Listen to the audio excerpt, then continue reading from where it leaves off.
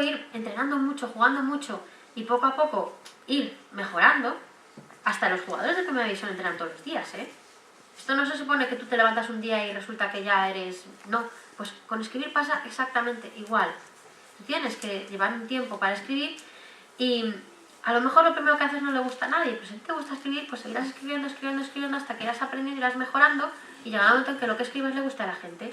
Igual que el chaval que empieza a jugar al fútbol, pues igual algún día jugará en primera división y marcará muchos goles. Eso no se puede saber, pero si te gusta jugar al fútbol seguirás jugando, aunque no llegues a cumplir tus expectativas en ese sentido, porque tú disfrutas haciéndolo. Pues esto viene a ser parecido. No sé si he contestado la pregunta, más o menos.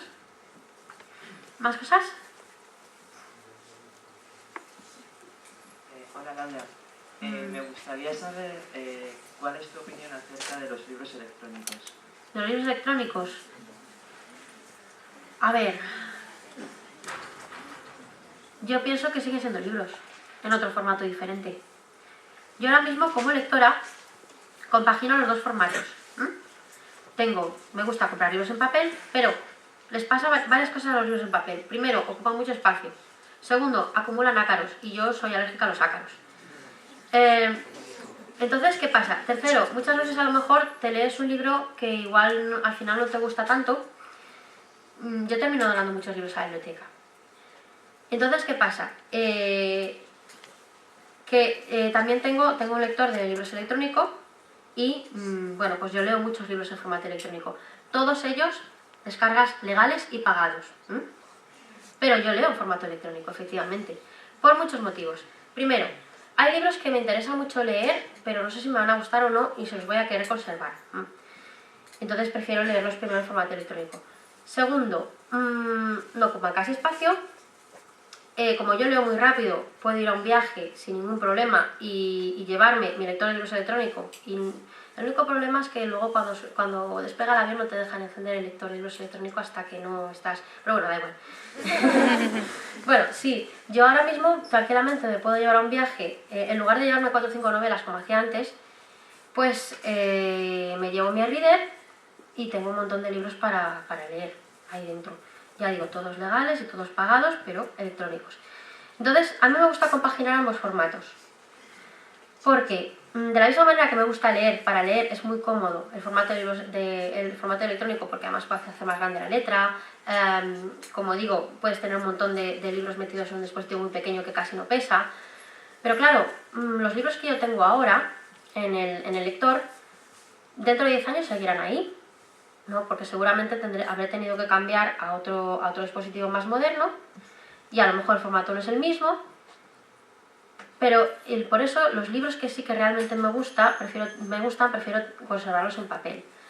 Yo tengo libros que los tengo en mi casa desde hace 20 años y los puedo seguir leyendo igual y no se han estropeado. Bueno, están un poco más amarillos, pero no se han estropeado y los puedo leer aunque no tenga batería, porque da igual. Entonces, por eso digo que a mí me gusta, creo, a los dos formatos les veo ventajas e inconvenientes. Actualmente, como digo, yo compagino los dos. Hay algunos libros que los leo en papel y hay otros que los leo en formato electrónico. Hay algunos que los he leído en formato electrónico que quiero conservarlos en papel y quiero comprar una buena edición en papel, y de hecho a veces lo hago, y hay otros que simplemente los leo y sé que no los voy a volver a leer. Y digo, bueno, pues lo he leído en formato electrónico, por lo menos no está ocupando un poco en mi estantería porque es que ya no me caben más libros en casa, ¿no? Y sí, a mí me gusta, a mí todo lo que sean historias, todo lo que sean libros, todo lo que sea leer, me gusta que haya facilidades para hacerlo y en cualquier formato siguen siendo historias. Se pueden disfrutar igual. ¿Más cosas?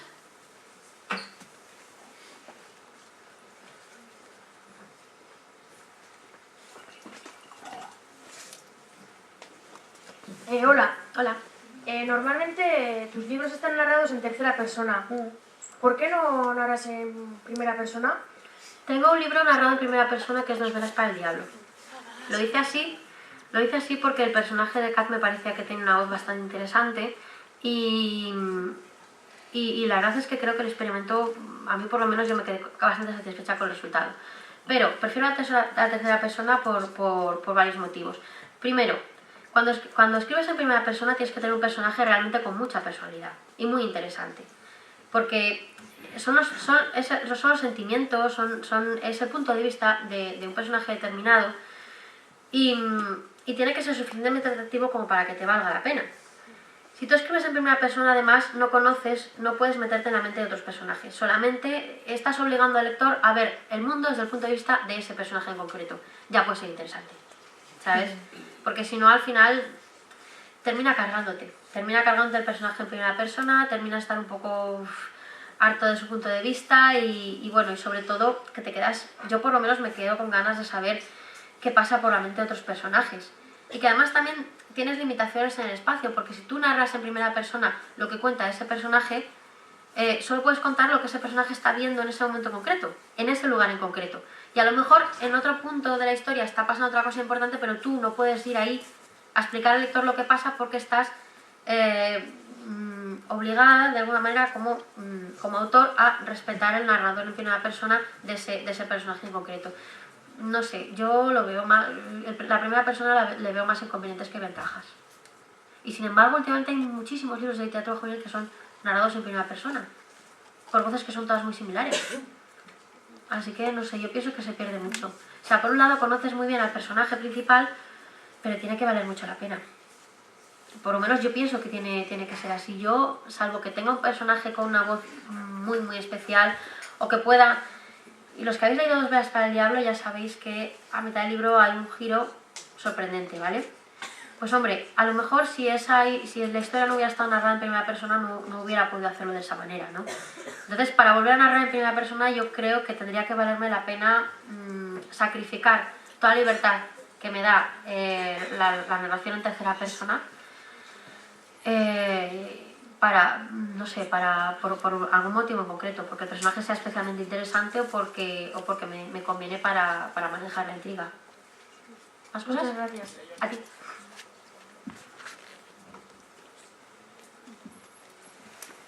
Hola, para un joven escritor o escritores en potencia y demás, ¿aconsejarías probar con editoriales o con certámenes? Yo probé las dos cosas. No sabría decirte porque a mí, por ejemplo, me fue bien con los concursos. Pero también en su momento recibí cartas de editoriales con críticas a mis libros que me ayudaron mucho a mejorar. No sé si las editoriales siguen haciendo esto, no sé si siguen manteniendo comunicación con los lectores o qué, o los autores o qué. Pero yo pienso en concreto, el problema de los jóvenes escritores de menos de 18 años es que, al no ser mayores de edad, a la hora de firmar un contrato de edición, esto no os lo dice nadie, pero es así, a la hora de firmar un contrato de edición se requiere un permiso paterno, hay una serie de digamos, inconvenientes legales que te tienes que sentar con el editor para hablarlos. Entonces, es más complicado que simplemente contratar una obra a un autor mayor de 18 años.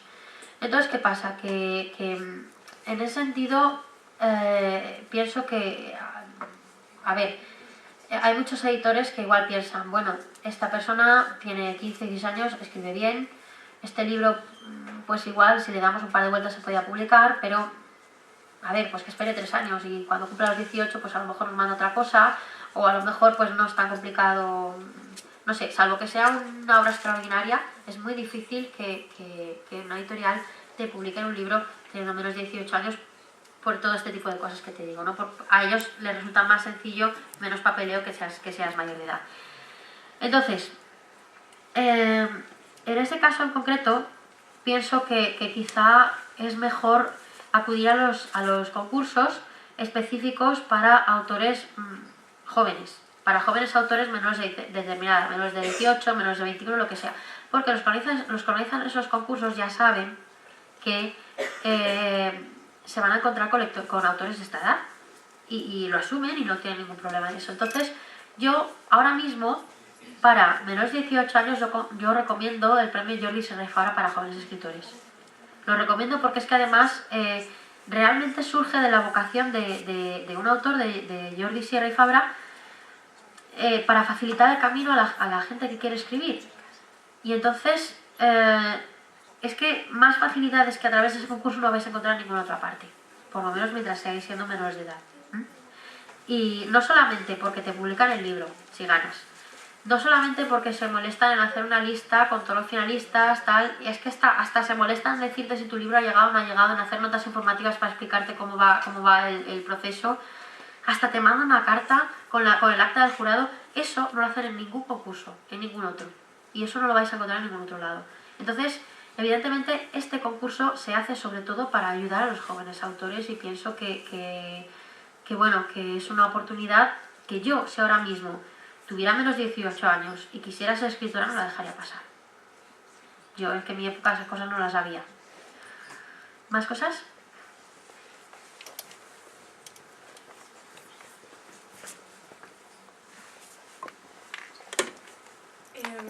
Me gustaría saber cuál es tu escritor o escritora favorita.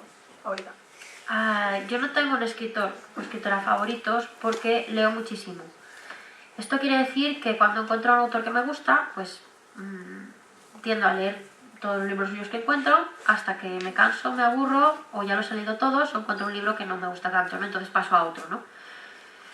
Mis gustos van cambiando y mis autores también. Entonces hay épocas en las que leo más a un autor, épocas en las que leo más a otro.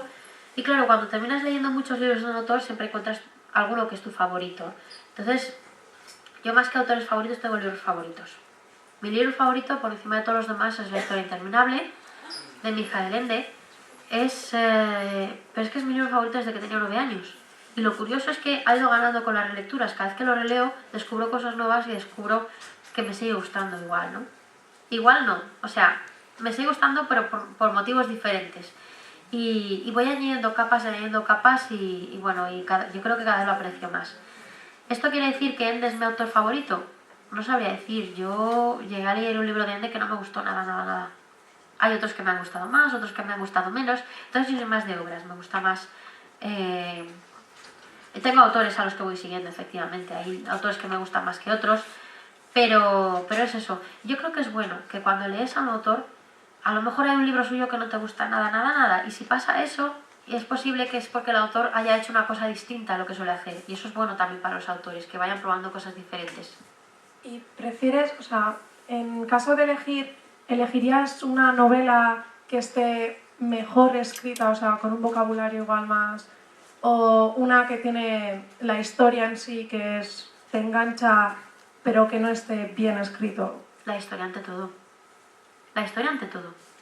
La historia tiene que ser... A ver, el lenguaje es un instrumento. Entonces tú tienes que utilizar el lenguaje para contar una historia. Si tú escribes tienes un libro muy bien escrito y no te cuenta nada, eso al final dices, oh sí, qué bien escrito está.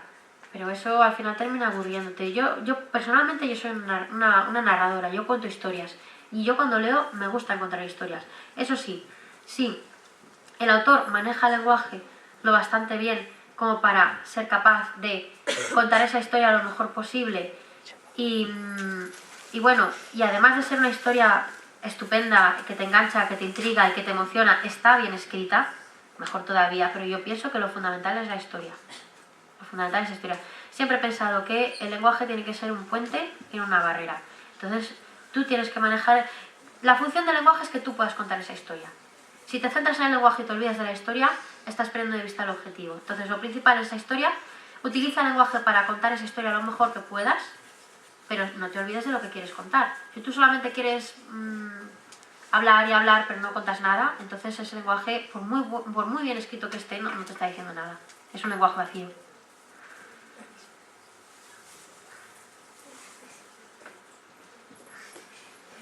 Hola. Hola. Bueno, yo soy más de leer, pero ¿alguna vez te habías preguntado si quedaría bien hacer alguna película de alguno de tus libros? Pues, hombre, yo personalmente no me lo pregunto, pero a mí me lo han preguntado cientos de veces. Entonces, a ver, ya os he contado que mi libro favorito era La historia interminable desde que tenía 9 años, ¿verdad? Bueno, yo sufrí el trauma de ir a ver la película La historia interminable al cine con 9 años. Y dije nunca más. Entonces, claro, hay gente que recuerda con cariño la película esta, La historia interminable, porque la vio de pequeño, lo que sea, y es una película entrañable, tal. Pero si has leído el libro primero, es una atrocidad. O sea, es... Bueno, Y eso que hay mucha gente a la que le gusta esta película, pero, y estoy hablando de la primera, pero es que si veis la segunda y la tercera, son todavía peores, son infumables. Entonces, claro, es como coger tu libro favorito y acuchillarlo.